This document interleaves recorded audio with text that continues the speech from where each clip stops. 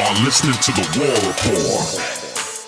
Question. Deuce Vaughn is one of the best, I think, running backs in the country for Kansas State. He certainly had his success, no doubt about that. But I thought Missouri at least hung in there in a game defensively where they were getting basically nothing from their offense. So I'll give the defense a lot of credit there.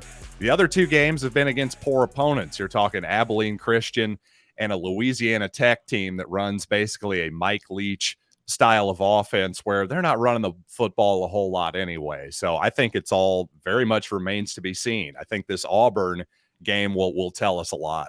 Chad Bailey has 14 tackles on the season. He's got some pretty good grades in coverage. Tell us a little bit about him at linebacker.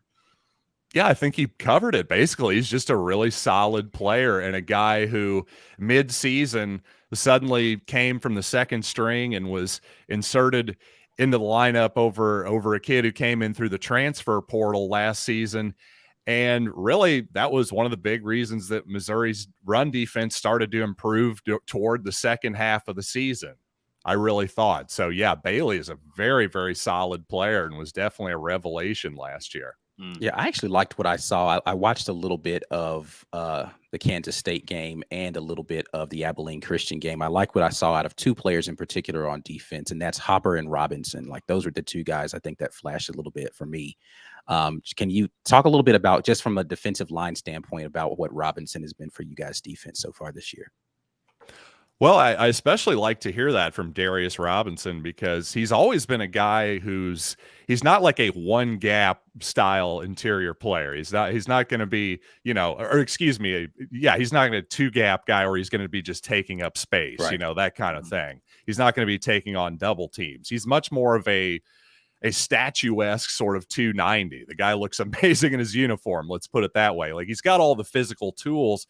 He's had some trouble staying healthy at times, just getting banged up with nagging injuries. Seems like he might be putting it all together this season a little bit. So, I think, again, I just think we'll learn so much from this Auburn game one way or the other. Gentlemen, before we flip this, I'll pose a question to the fellas. We talked about the flow of this offense, and especially a quarterback, where a quarterback will make a play, but then would have to switch in and out. Obviously, we think that will stop, given that Finley isn't healthy and won't be playing.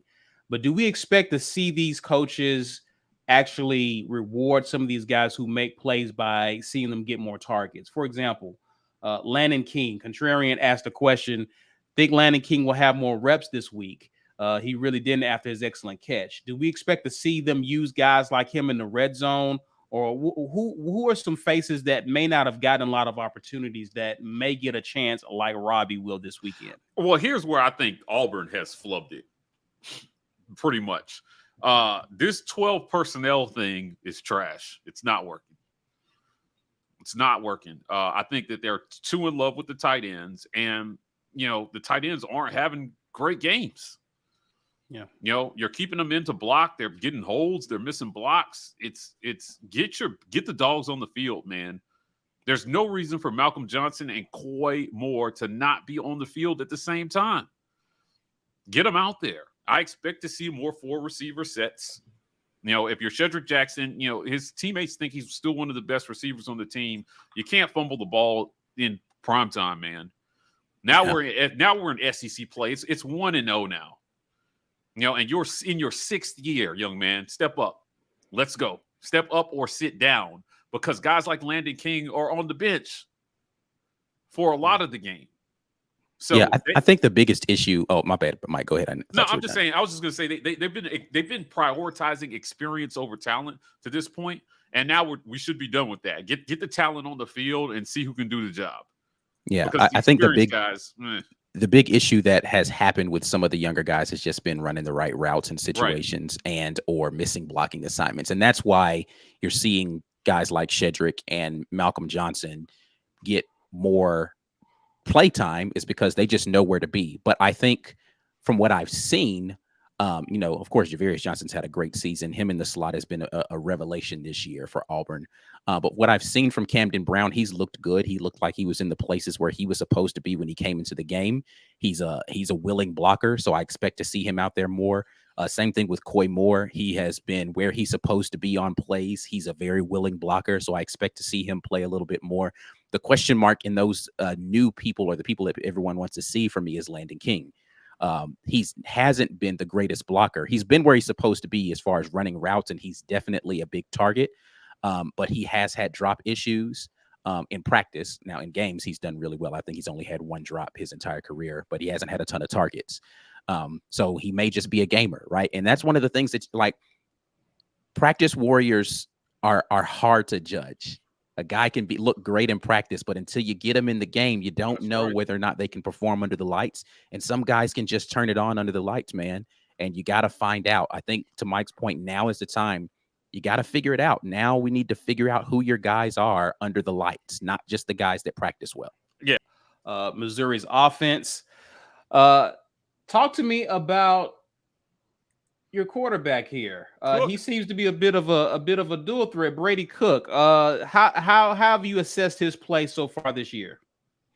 It's been up and down. I think he definitely had his struggles against Kansas State, like the entire team did. I think I'd put a lot of that on his protection, but at the same time, there were definitely a couple shots that were open deep down the middle of the field that he just missed on. Just wasn't his ball game, but I think that was true for the entire team. Otherwise, I think he's been pretty solid. Like you say, he can definitely run the football. I would also point out that Mike was saying he'd like to see Auburn get rid of that 12 personnel. Well, I say the exact same thing about Missouri. I think they need to stop being so obsessed with these tight ends, giving them snaps when they almost literally never throw them the ball. It's incredible. Aren't Drinkwitz and Harsin from like the same coaching tree? They are, yeah. Harsin, Drinkwitz just yesterday was just crediting Harsin for getting him in, keeping him in college football, essentially. So yeah, they're a big time. Yeah, Harsin brought Drinkwitz up during his conference press too. Absolutely, talked about them. So like they're definitely cut from the same cloth. Is this going to be a mid-off, John? A lot of very similar. When I look at the Missouri games, hold on, this is going to be Spider-Man mid-off. Oh, mid-off. That's mid versus mid. Yeah, right. Mediocre versus mediocre. Regular versus regular. Yeah, I mean, listen, it's a positive, but I do see a lot of the same concepts when I watch an Elijah Drinkwitz offense as I do when I see Brian Harsin operate. The only difference, I think, is I was actually shocked to see them put Burden in at Wildcat in this last game. I was like, I mean, he's not an amazing athlete, but at Wildcat seemed a little interesting to me. For they're fine. That's the one thing I will say about Drinkwitz. He is determined. I am going to get my guys the ball any way possible. So he was force feeding him against an Abilene Christian, something he didn't do in the Kansas State game. He was force feeding him the ball any way they could think to do. And so maybe that's going to be him turning the corner offensively and just saying, hey, we've got a 5-star kid out here. Let's feed him. I don't think there's any doubt that that's largely true, especially against Abilene. I do think they made a concerted effort to get him the football, because not only was he kind of shut out against Kansas State, even the first game, while he had some flash moments, especially in that Wildcat, actually he had a couple of good moments there, not huge reception numbers or anything, like 33 yards or something. So yeah, I think they wanted to make that a concerted effort. And also, something I had been calling for, and many fans had been calling for since week 1, was to get Burden back there as the number 1 punt returner. Well, we saw it week 3 against Abilene Christian. Yeah, ran first punt. Yeah. He takes it to the house. So yeah, I think we got us a punt returner now. So that's an interesting thing. Could be, who knows? He could be the difference in the game there. He's truly that explosive. I mean, like 6A Illinois high school football, I believe he scored 8 punt return touchdowns last year. That's not a bad level of high school football. It's still high school football, but still, that's crazy. Yeah, no, he's definitely a talented big receiver, big play potential out there. The other guy that kind of, I think it was Lovett, the other kid that was the kind of the slot deep threat guy that I saw, was playing really well for you all in the couple of games that I watched. Yeah, Lovett's really come on this year. I definitely liked him coming out of high school. In fact, he went to the same high school as Luther Burden did his senior year, East St. Louis High, just across the river there from St. Louis in Illinois. And